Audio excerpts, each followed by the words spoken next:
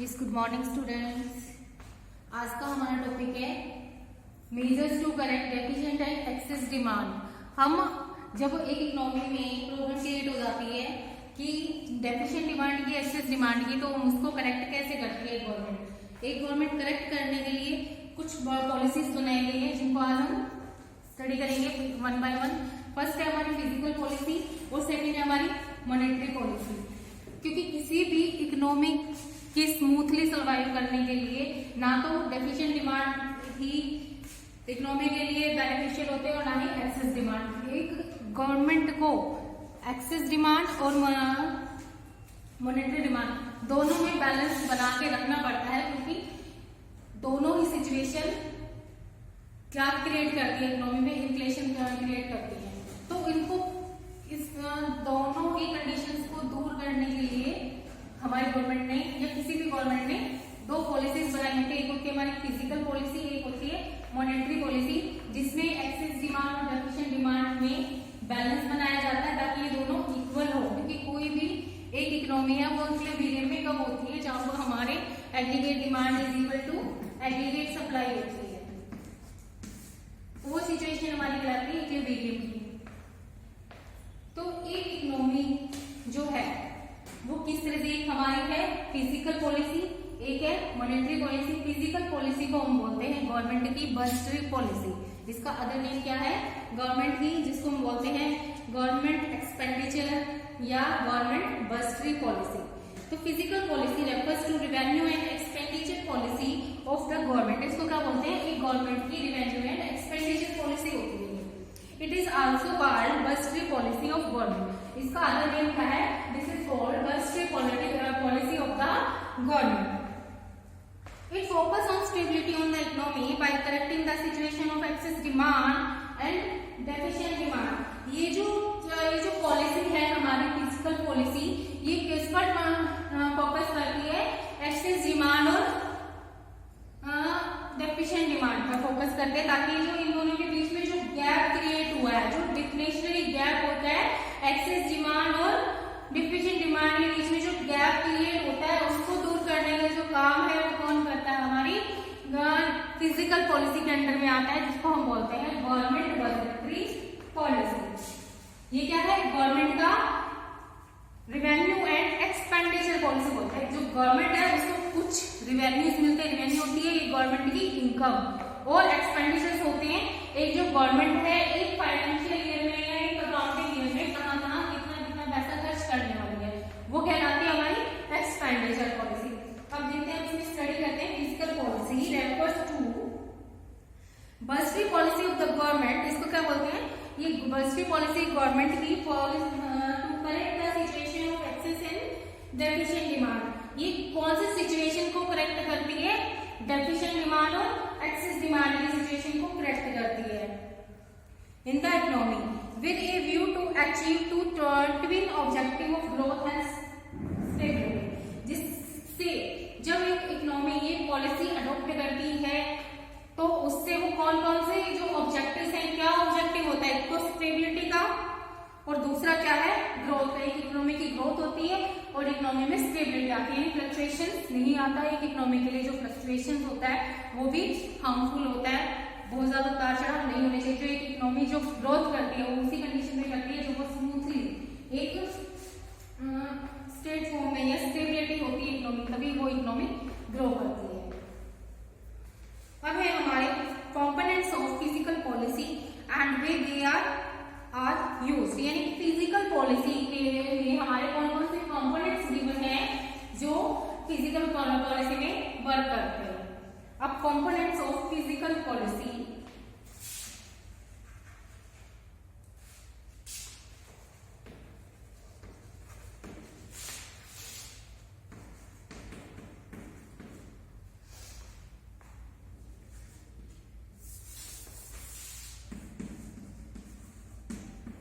देखिए physical policy में के कौन कौन से कंपोनेंट्स है। फर्स्ट है हमारा गवर्नमेंट एक्सपेंडिचर,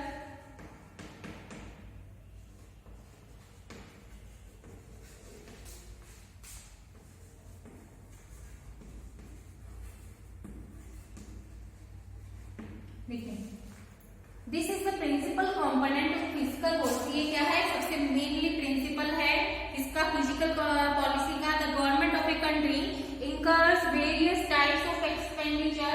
इसमें जो कंट्री होती है उसमें बहुत सारे एक्सपेंडिचर करने होते हैं गवर्नमेंट को। देखिए, expenditure on public workers programs such as construction of roads, dams, bridges etcetera. इसमें जो गवर्नमेंट है वो एक्सपेंडिचर करते हैं, खर्चे करते हैं किस पर, रोड्स बनाने में, डैम्स बनाने में, ब्रिज बनाने में, इन सबके कंस्ट्रक्शन में जो प्रोग्राम्स या जो प्रोजेक्ट बनाए जाते हैं वो क्या कहलाता है, हमारा गवर्नमेंट एक्सपेंडिचर। फिर expenditure on education and public welfare program. जो गवर्नमेंट है अपने बजट का कुछ पार्ट कहाँ, एजुकेशन पर खर्च करती है और वेलफेयर प्रोग्राम्स बनाते हैं जिससे जो उसकी जो वुमेन है किसी एक पर्टिकुलर इकोनॉमी की वो क्या हो, उसकी ग्रोथ हो, उसकी डेवलपमेंट के लिए। फिर expenditure on defence of the country and the maintenance of law and order. इसमें डिफेंस में आ जाते हैं हमारे जितने भी कंट्री की सुरक्षा के लिए जितने भी खर्च करती है गवर्नमेंट, वो किस में आती है, वो हमारे कहलाते हैं डिफेंस एक्सपेंडिचर। फिर expenditure on various types of subsidies to the producer with a view to encourage production.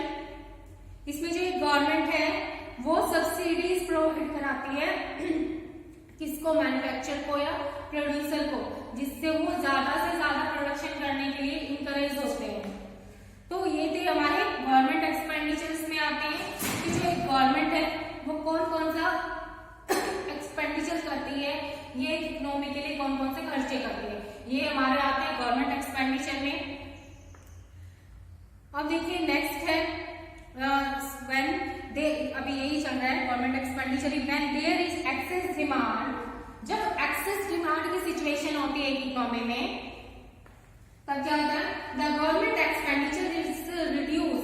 तब जो गवर्नमेंट है वो क्या करती है, इन खर्चों पर रिड्यूस कर देती है, इन खर्चों को रोक देती है, कम करती है।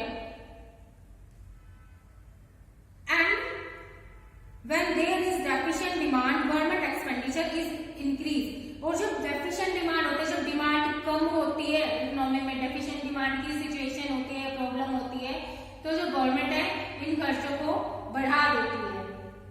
Is that clear? In excess demand में गवर्नमेंट इन खर्चों को क्या करेगी, कम करेगी, और डेफिशिएंट डिमांड में इन खर्चों को क्या करती है, इंक्रीज करती है, यानी अपोजिट होता है। A rise in government expenditure, जब गवर्नमेंट एक्सपेंडिचर राइज होता है, बढ़ता है, तो act as injection into the circular flow of income in the economy. इससे क्या होता है, सर्कुलर फ्लो इनकम जो है, इनकम का जो सर्कुलर फ्लो है वो क्या होता है, वो बढ़ जाता है, बढ़ता है, तो लोगों के पास इनकम जनरेट होती है, इनकम जनरेट होती है तो फिर से डिमांड करते हैं। तो जो डेफिशिएंट डिमांड की जो सिचुएशन है वो क्या होती है, वो शॉर्ट आउट हो जाती है हमारी प्रॉब्लम।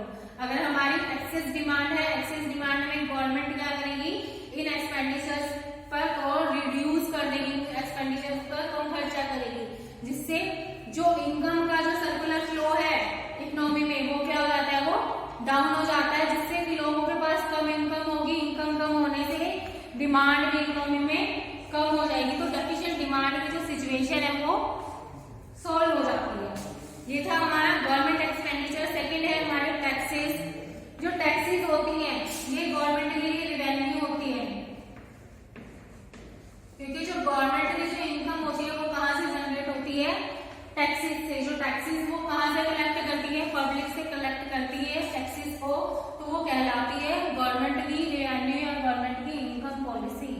देखिए, taxes are a compulsory payment made to the government by the household. जो टैक्सेस है वो किसको देना पड़ता है, हमें गवर्नमेंट को पे करना पड़ता है, और कौन पे करते हैं, हाउस होल्ड्स। जितने भी हाउस होल्ड सेक्टर्स हैं वो इंक्रीज करते हैं। By increasing the tax burden on the house holds the government reduce there disposable income. अगर टैक्स जो है वो इंक्रीज हो जाता है हाउस होल्ड्स पर, तो जो गवर्नमेंट है तो उनकी जो हमारे जो हाउस होल्ड सेक्टर्स हैं उनकी डिस्पोजेबल इनकम क्या हो जाती है, वो रिड्यूस हो जाती है। टैक्स बर्डन ज्यादा होगा, टैक्स ज्यादा पे करना पड़ेगा, तो डिमांड कम होगी। क्लियर? तो ऐसे ही अगर हमारे डेफिशिएंट डिमांड की प्रॉब्लम डिमांड है, मार्केट में डिमांड कम है, तो क्या जो गवर्नमेंट है वो टैक्स को क्या करेगी, रिड्यूस कर देगी, टैक्स रिड्यूस करेगी, तो लोगों के पास इनकम ज्यादा होगी, कंजप्शन के लिए वो ज्यादा डिमांड करेंगे, तो जो डेफिशिएंट डिमांड की जो प्रॉब्लम है वो क्या हो जाएगी, खत्म हो जाएगी।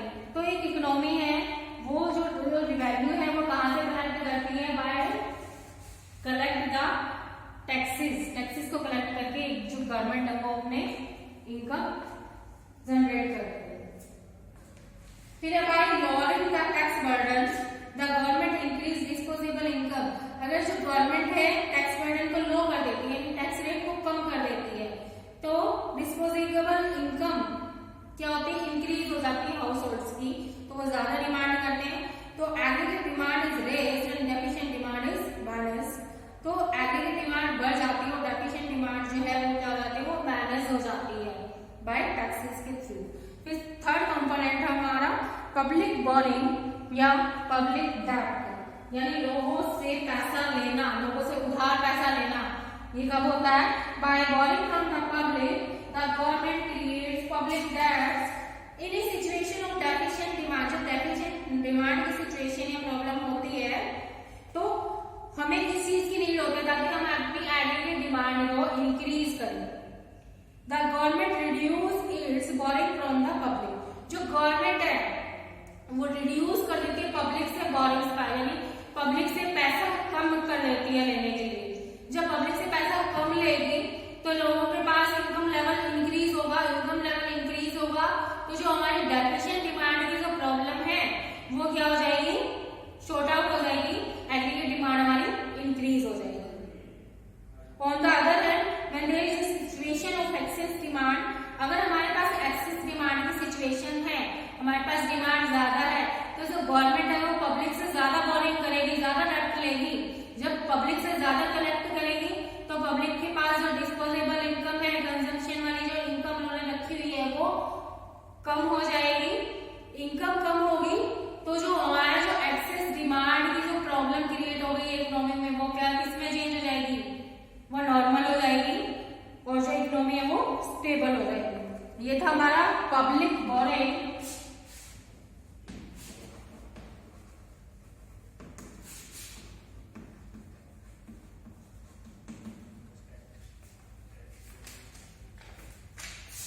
लास्ट फोर्थ कंसेप्ट है हमारा, या फोर्थ कंपोनेंट है हमारा बोरिंग फ्रॉम आरबीआई।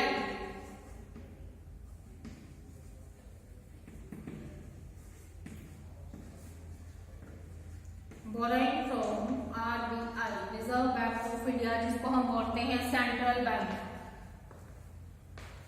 देखिए, borrowing by the government from the RBI is another element of the fiscal policy. It is increase to fight deflationary gap and reduce the fight inflationary gap। ये जो boring from, जब हर एक जो bank होता है वो public को loan देता है, देखिए जो फ्लो कैश है, सपोज ये पब्लिक है, पब्लिक ने पैसे की नीड है, ये कहाँ जाएगी, ये बैंक के पास जाएगी, कमर्शियल बैंक के पास। कमर्शियल बैंक के पास जाएगी, जो कमर्शियल बैंक है ये फर्दर कहाँ जाएगा, ये सेंट्रल बैंक के पास जाएगा। जो सेंट्रल बैंक है वो अदर बैंक्स को पैसा देता है, और जो अदर बैंक्स है वो किसको देते हैं पैसा, पब्लिक को देते हैं। तो इस केस में देखिए, higher borrowing release greater liquidity in the economy. जब हम आरबीआई से ज्यादा पैसा कलेक्ट करेंगे, ज्यादा पैसा लेंगे, ज्यादा बोरिंग करेंगे, तो इससे इकोनॉमी में जो लिक्विडिटी है, लिक्विडिटी का मतलब होता है कि लोगों के पास जो कैश है वो क्या हो जाएगा, वो इंक्रीज हो जाएगा। जब हम आरबीआई से ज्यादा बोरिंग करेंगे, आरबीआई से बोरिंग को इंक्रीज करेंगे, तो लोगों के पास जो लिक्विडिटी है, जो लोगों के पास कैश में जो पैसा है वो क्या हो जाएगा, बढ़ जाएगा, पैसा बढ़ जाएगा। तो जो हमारी जो डेफिशिएंट डिमांड की जो प्रॉब्लम है वो क्या हो जाएगी, वो शॉर्ट आउट हो जाएगी, वो सोल्व हो जाएगी। अगर हम आरबीआई से बोरिंग कम करेंगे तो जो हमारे एक्सेस डिमांड की जो सिचुएशन है वो कम हो जाएगी, लोगों के पास जो लिक्विड में जो पैसा ऑलरेडी है वो क्या हो जाएगा, वो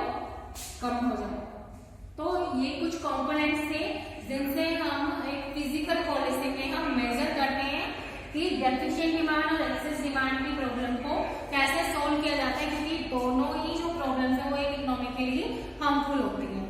तो ये थी हमारी फिजिकल पॉलिसी। क्या होती है फिजिकल पॉलिसी को हम क्या बोलते हैं, गवर्नमेंट की रेवेन्यू एंड एक्सपेंडिचर पॉलिसी है। एक्सपेंडिचर पॉलिसी में यानी जो एक गवर्नमेंट है वो एक अकाउंटिंग ईयर में कितना कितना पैसा कहाँ कहाँ इन्वेस्ट करती है, वो होती है हमारी एक्सपेंडिचर पॉलिसी, जिसमें जो गवर्नमेंट है वो डैम्स पर, ब्रिज पर, रोड्स बनाने में जितना इन्वेस्ट करती है, एक्सपेंड करती है, वो हमारा रहेगा। फिर एजुकेशन पर, पब्लिक के वेलफेयर के लिए जितना खर्चा यूज करती है वो एक्सपेंडिचर में आएगा। फिर सेकेंड था हमारा टैक्सेस, इसको बोलते हैं हम, ये गवर्नमेंट की क्या है, रिवेन्यूज है, क्योंकि गवर्नमेंट की इनकम कहाँ से जनरेट होती है, टैक्सेस से। वो टैक्सेस कौन पे करते हैं, हाउस होल्ड पे करते हैं।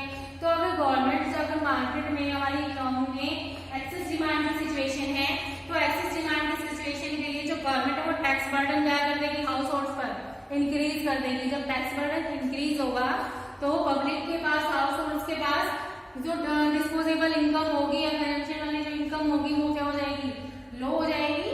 लो होने से जो एक्सेस डिमांड की जो सिचुएशन है वो सोल्व हो जाएगी हमारी। फिर था हमारा पब्लिक बोरिंग, यानी पब्लिक से जब ज्यादा पैसा कलेक्ट करना है, ये भी गवर्नमेंट के ऊपर डिपेंड करता है कि अगर एक्सेस डिमांड है मार्केट में, एक्सेस डिमांड की प्रॉब्लम क्रिएट हो रही है इकोनॉमी में, तो जो गवर्नमेंट है वो पब्लिक से ज्यादा बोरिंग करेगी। ज्यादा बोरिंग करेगी तो लोगों के पास इनकम जो है वो लो रहेगी।